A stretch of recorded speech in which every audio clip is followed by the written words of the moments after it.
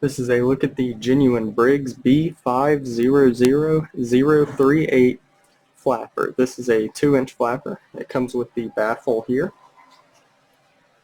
That controls how much water, or the speed that the water fills the flapper and how quick the flapper will fall. It comes with the chain and hook to connect to the lever. The ears on the flapper connect to the flush valve. This connects to the lever. You flush, it lifts the flapper. Flapper fills with water through this hole and this hole here. Once it's full, it falls back down, completing the flush.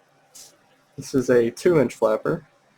It measures 3 inches across the top, but this part right here is the 2-inch piece. This is all rubber other than the chain hook and the baffle. And once again, this is the genuine Briggs B500038 Flapper.